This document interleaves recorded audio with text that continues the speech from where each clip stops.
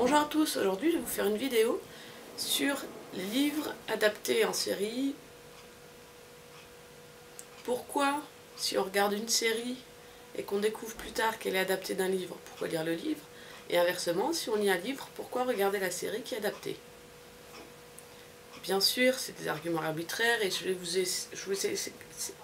vous ai sélectionné 5 séries, il me semble, pour vous montrer un peu des exemples, un peu comme ça.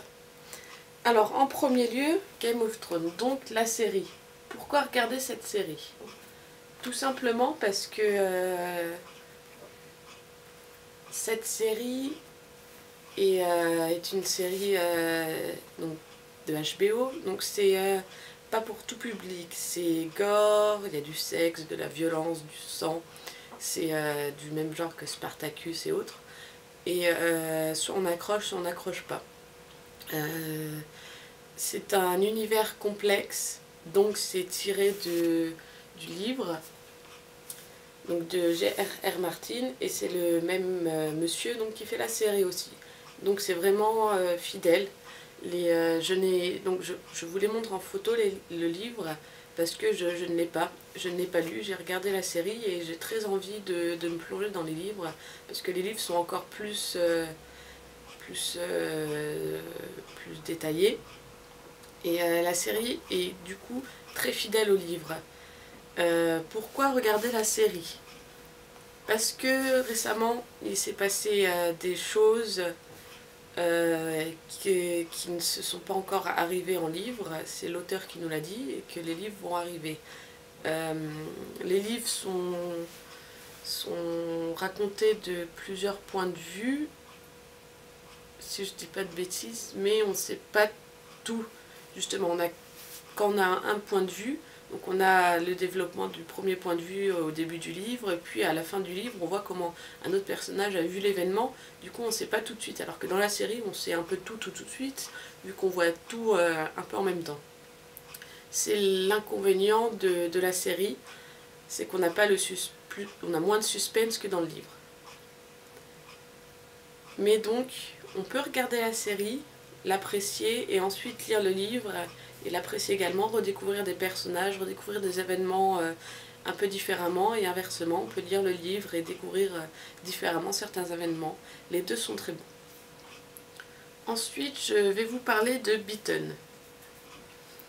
Donc c'est une série canadienne de cette année. J'ai commencé, donc en premier lieu, moi j'avais lu le livre Morsure de Kelly Armstrong et je l'ai adoré. C'est vraiment un très bon livre. Donc c'est Les Femmes de l'Autre Monde, donc c'est une saga. Les 2 premiers tomes sont sur Elena, loup-garou qui doit s'accepter en tant que telle, vu qu'elle est devenue loup-garou, elle n'est pas née comme ça.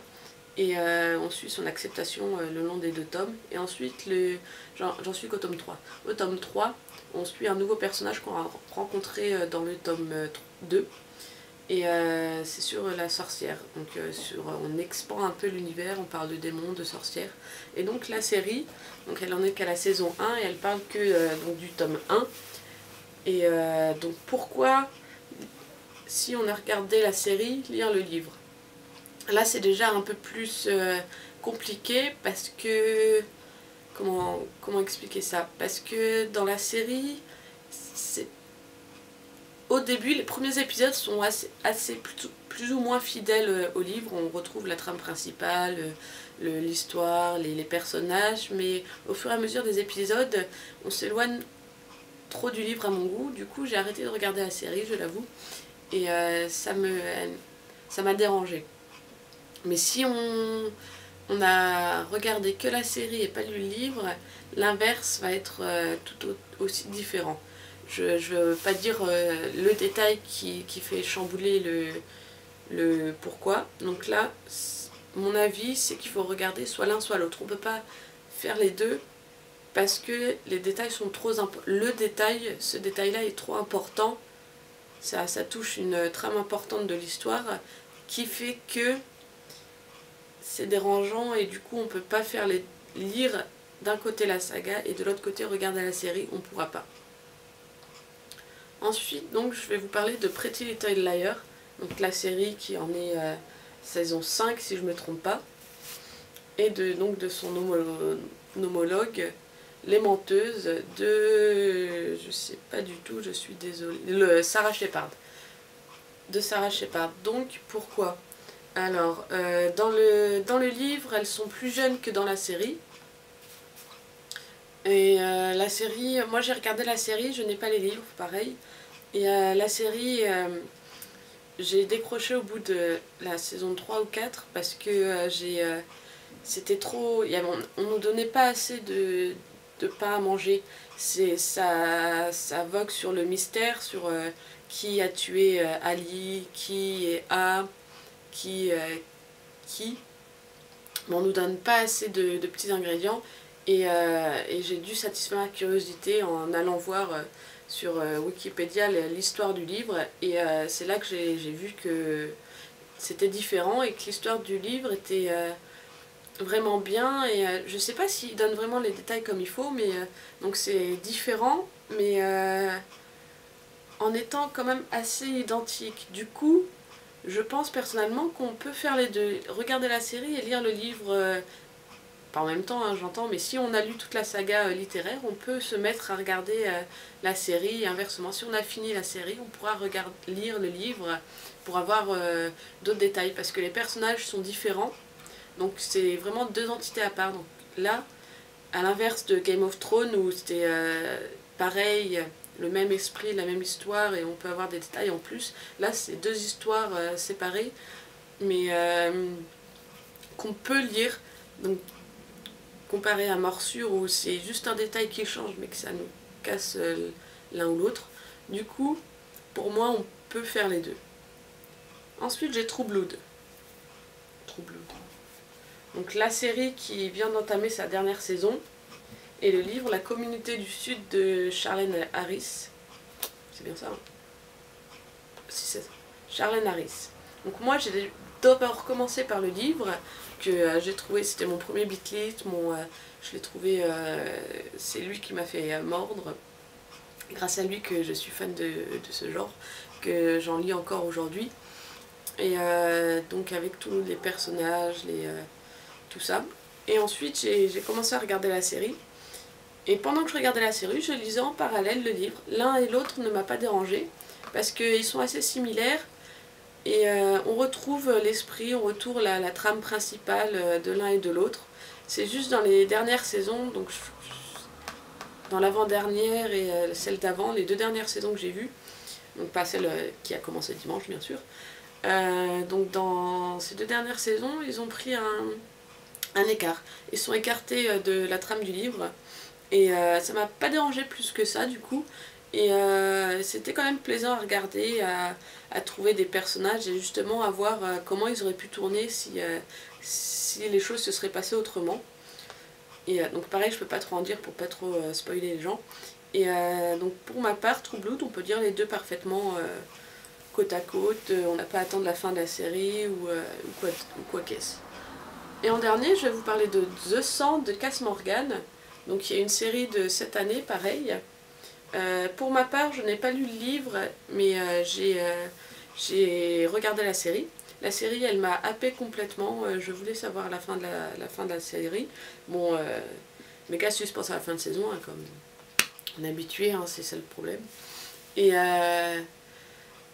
ça m'a tenu en haleine, je voulais savoir la suite. Et apparemment, le livre, certains l'aiment, certains n'aiment pas. Et c'est beaucoup jeunesse, et j'ai lu quelques avis qui disaient que c'était un livre fait pour être adapté en série, ce qui est le cas. Et apparemment, donc je me suis renseignée un peu pareil sur les avis, sur Wikipédia, tout ça. L'histoire, on suit des personnages dont je ne vous raconterai pas qui, quoi, qu'est-ce, pourquoi, mais qu'on ne suit pas sur la série. Donc... c'est plus ou moins... c'est différent. Donc pareil, on revient au même thème que Pretty Little Liars. Ça va être les mêmes personnages, mais différemment. Donc, je pense que je vais quand même lire le livre. Surtout là que je dois attendre la nouvelle saison. Donc voilà. Donc globalement, oui, on peut lire les livres qui viennent des séries, et regarder les séries qui viennent des livres. Mais après, il faut se faire son opinion soi-même. Il faut regarder le premier épisode, lire le premier livre, voir si on arrive à faire les deux en même temps ou pas. Voir si, parce que souvent à la fin des saisons, on a beaucoup de tension, de suspense qu'on veut combler. Et on peut les trouver dans les livres certaines fois si les livres sont assez avancés. Et d'autres fois, ce sera l'inverse. Ce sera les séries qui sera plus avancées parce qu'ils divulguent des détails, ils extrapolent un peu ce que l'auteur aurait voulu dire. Et après, on les retrouve dans le livre ou pas. Donc c'est vraiment... on ne peut pas vraiment donner d'avis tranché sur pourquoi faut le faire ou pourquoi faut pas le faire. Je pourrais seulement vous dire que oui, personnellement, je regarde les séries et des livres, au moins les 2-3 premiers épisodes pour me faire une idée sur la série. Parce que si c'est fidèle, ça fait tellement plaisir de voir ce qu'on a lu, ce qu'on a imaginé dans notre tête, de le voir en vrai, c'est tellement beau, quand c'est réussi et que ça convient à nos attentes, c'est tellement bien, on prend tellement de plaisir. Et si on regarde une série et on hésite à attaquer le livre, il faut le faire aussi parce que c'est plus détaillé, généralement c'est plus détaillé, mais pareil, il faut essayer un tome ou deux, voir si c'est pas trop différent justement. Donc moi je dis, il faut toujours essayer au moins un livre. Si on n'est pas convaincu, un deuxième. Et pour les épisodes, moi je laisse toujours 2 épisodes. Parce que comme le premier livre, le premier, ça sert toujours à installer l'intrigue, installer les personnages, installer l'ambiance. Et le deuxième, c'est là qu'on voit vraiment si ça nous plaît ou pas. Donc vraiment, faut pousser jusqu'au 2e épisode, au 2e livre. Et là, on saura si ça nous plaît ou pas. Donc je vous pousse vraiment, si vous hésitez, si le premier vous a pas trop plu, si vous avez des réticences, continuez jusqu'au 2e épisode, au 2e livre, et vous serez comblé ou pas. Merci beaucoup d'avoir regardé cette vidéo. À la prochaine!